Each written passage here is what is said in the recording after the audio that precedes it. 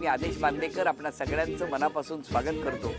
आजच्या भागामध्ये आपण आशा अशोक गवाळे या वहिनींना भेटणार आहोत. ठाण्याला राहतात. या कुटुंबाला बोलतं करणार आहोत. चला, ही माऊली सुद्धा दिवसभर राबत असते. तेव्हा या कुटुंबाला बोलतं करूया आणि आजच्या भागात काय घडणार तेही बघूया.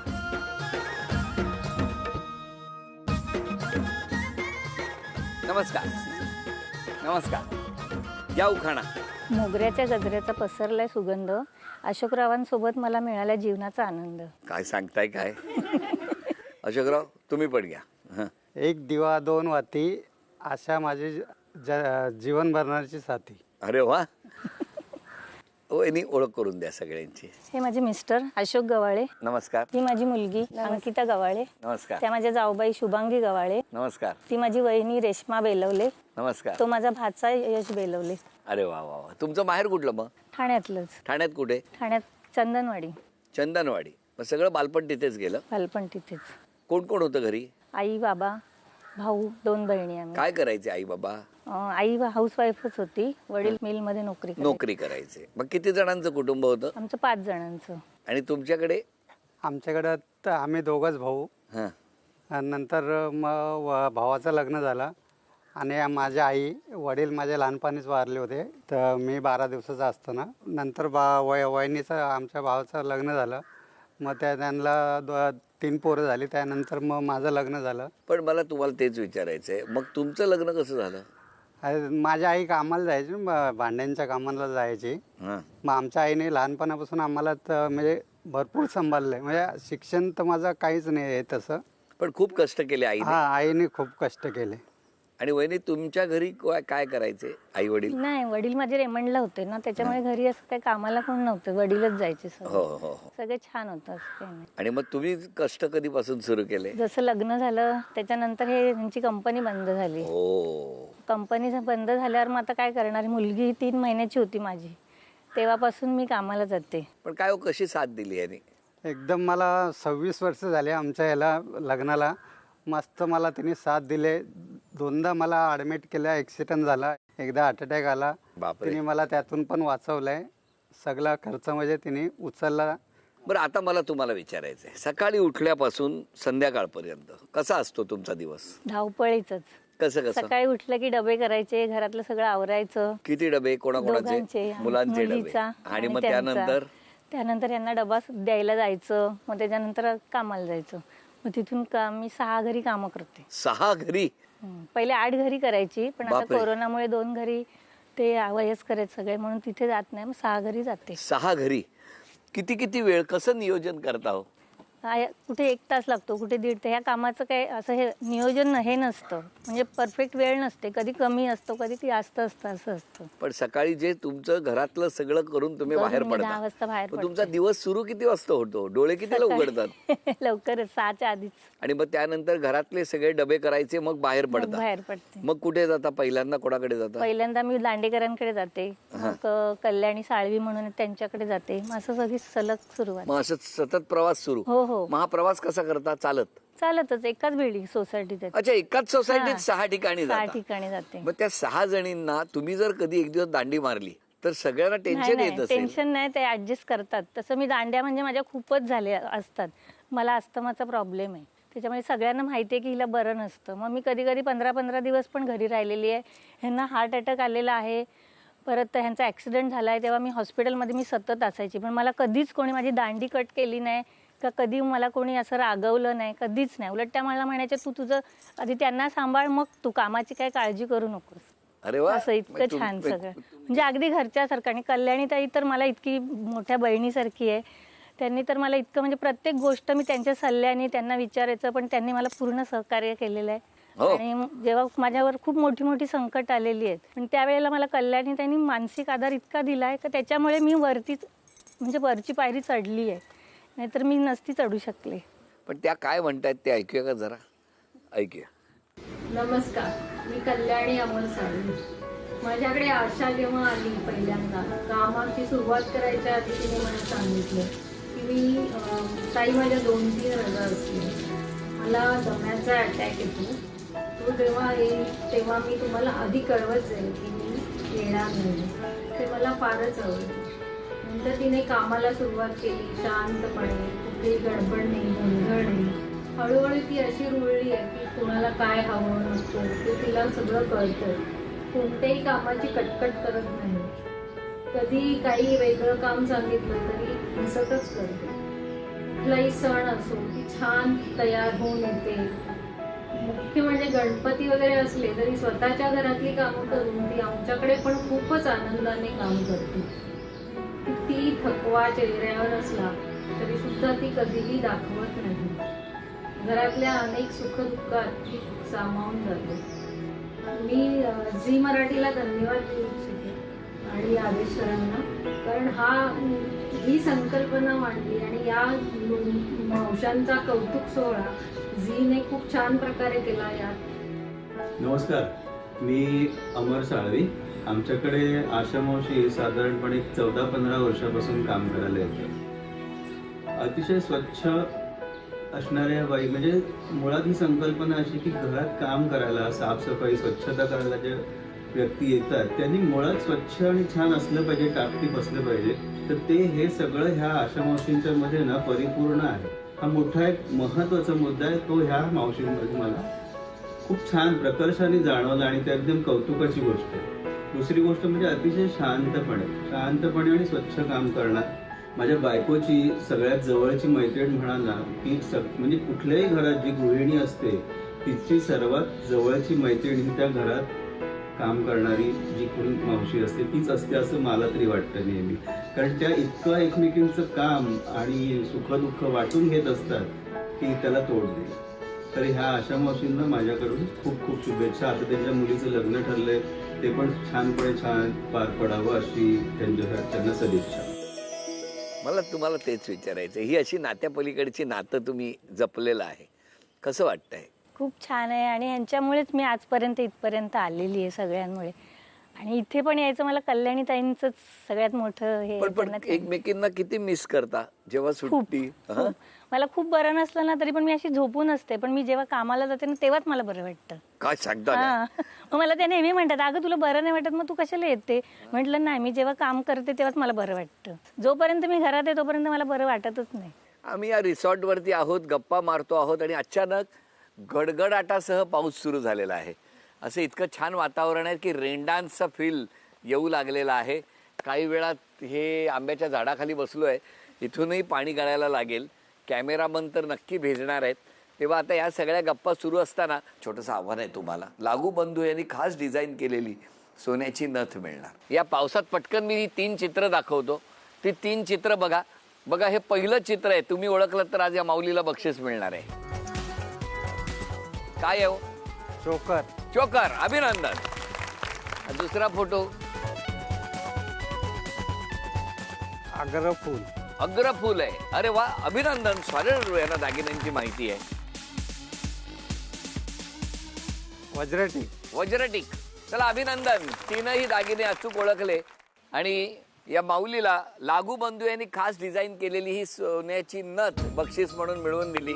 अभिनंदन.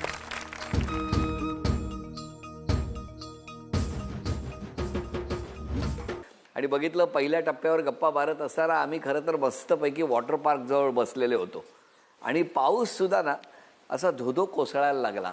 आम्ही सुद्धा कसले, आम्ही पण लगेच त्या ब्रेकमध्ये पळालो आणि लगेच जिमखान्यात आलो.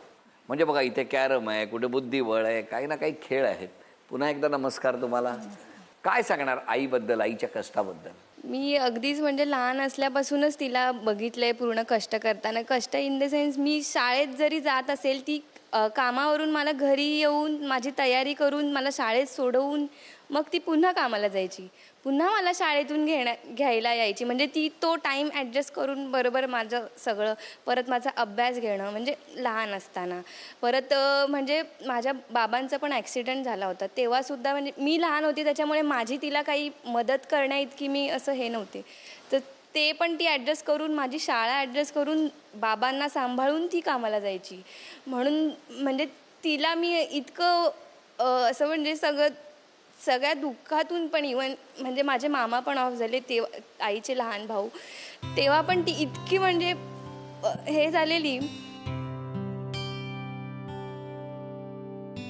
मी तिला म्हणजे खूपच सगळ्या हालाखीच्या ह्याच्यातून तिने कसं म्हणजे सावरलंय, मी हे तिच्याकडून शिकण्यासारखी गोष्ट आहे मला. आता सासरी जाणार असं मगाशी कळलं आम्हाला. हो. तर कुठे जाणार सासरी म्हणजे? सासर माझं ठाण्यातच आहे, सिव्हिल हॉस्पिटल जवळच तिथे. बरं तिथल्या तिथे जमवलंय. हा? काय करतात जावई? ते आता ट्रेनिंग घेत आहेत पोलीसचे. कसे आहेत? चांगले आहेत? मस्त, एकदम छान फॅमिली मला मिळाली आहे. होय ना? सगळ्यांचे आशीर्वाद, सगळ्यांचं त्याच्यामुळे मला चांगलं जावई आहे. घरची माणसं सगळी छान आहेत आणि आम्हाला मेन समजून घेत आहेत सगळे. कारण इतकं जर तुम्ही लोकांसाठी इतकं केलेलं आहे तर तुमचं कसं वाईट होईल? चांगलंच होणार, काळजी करू नका. नाही, मी नाही केलं, त्यांनी मला आशीर्वाद दिलेले आहेत नाही चांगले. म्हणजे तुम्ही त्यांच्यासाठी केलं, त्यातून त्यांच्याकडनं आशीर्वाद आले आणि ह्या आशीर्वादाच्या जोरावर काही काळजी करू नका, सगळं चांगलं होणार आणि ते दिसतच आहे आता. जाऊ बाई, जोरात सांगा, तुम्ही काय सांगणार जावेबद्दल? काय नाही, चांगलंच सांगणार. मग चांगलंच सांगा. चांगलं सांगणार म्हणजे चांगलं केलं तिने. माझ्या मुलांना खूप सांभाळले. तिन्ही मुलांचं तिने, म्हणजे मी कामाला जायची, तिन्ही मुलांना तिने खूप सांभाळून त्यांना जेवण खावण सगळं म्हणजे तीच करायची सगळं. हो ना? आणि अजूनही करते आणि अजूनही माझ्या मुलांचं सगळं तिच्या मुलांसारखंच करते. म्हणजे मला काही तिचं हे नाही आहे आणि माझी मुलं पण तिला माझ्यापेक्षा जास्त तिला लाड करतात. अरे वा. त्या नणंदबाई आहेत माझ्या मोठ्या, पण नणंदबाई म्हणून कधीच त्या वागल्या नाही आहेत, माझ्याशी मोठ्या बहिणीसारख्या आहेत. माझ्या मिस्टर आजारी असताना त्यांनी खूप माझी मदत केली. माझ्या मुलाला पण त्यांनीच वाढवलं आहे.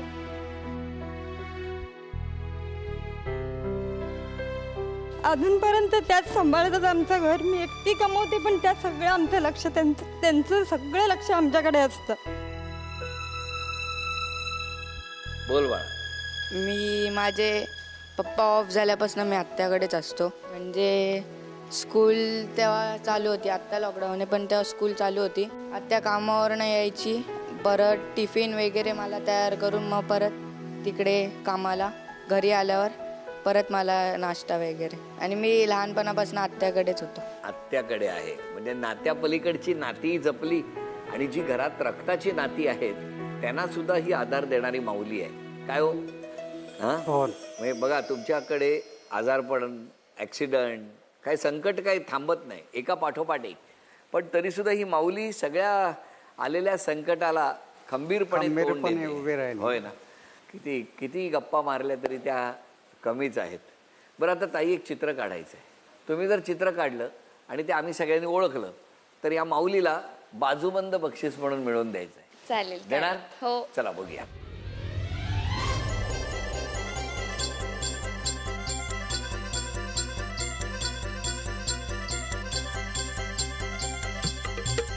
बाबा सांगा काय आहे? त्रिशूल आहे. त्रिशूळ आहे. अभिनंदन. पण ओम जरा त्रिशूळाच्या वर भिंतीवर लिहिलेला होता, पण अप्रतिम. हा बाजूबंद तुम्हाला मिळवून दिलेला आहे. अभिनंदन. कसं वाटतंय आज? खूप मजा आली. अशी मजा कधी आलीच नाही याच्या आधी पण, आणि नंतर असेल की नाही माहिती नाही. नाही असणार. पण मला तुम्हाला तेच विचारायचं, आज रिसॉर्टवर आला. रिसॉर्टवर मी राईड केली. काय सांगता? हो, कुठून? इथून दोरीने ते तिथपर्यंत गेले. असे साहसी खेळ केले तुम्ही? असं वाटलं नाही की असं करीन म्हणून.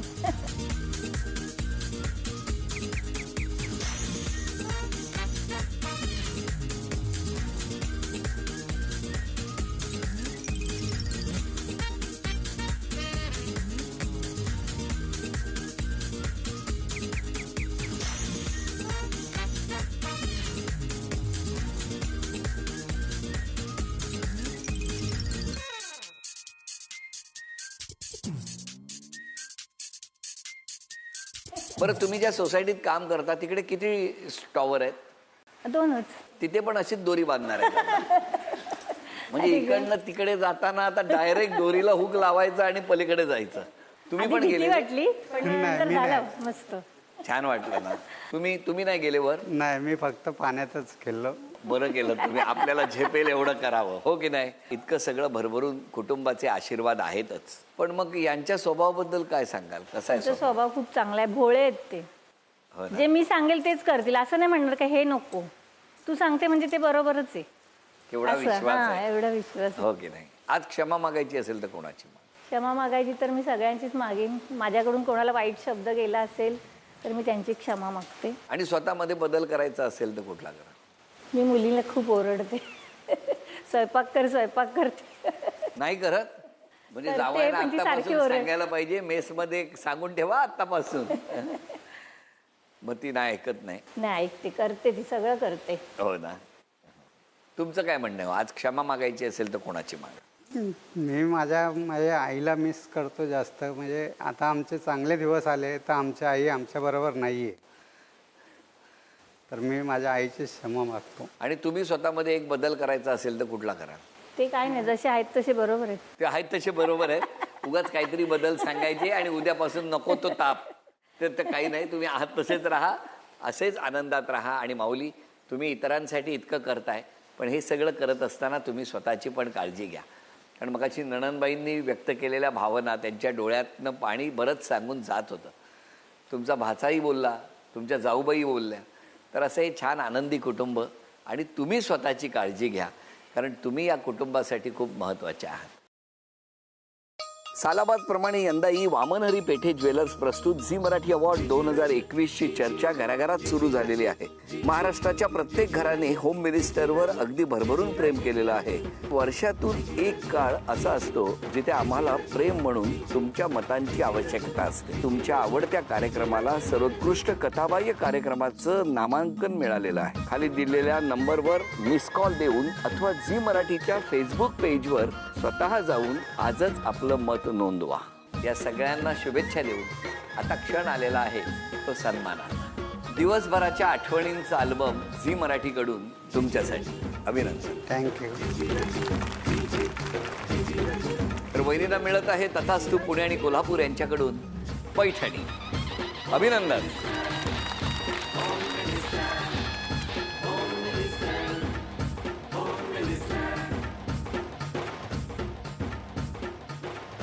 तुम्हाला शुभेच्छा, तुमच्या कुटुंबाला शुभेच्छा, आपणा सर्वांना शुभेच्छा. आजचा भाग इथेच संपतो आहे. पुन्हा भेटूया अशीच एक पैठणी घेऊन होम मिनिस्टरच्या पुढच्या भागात. नमस्कार.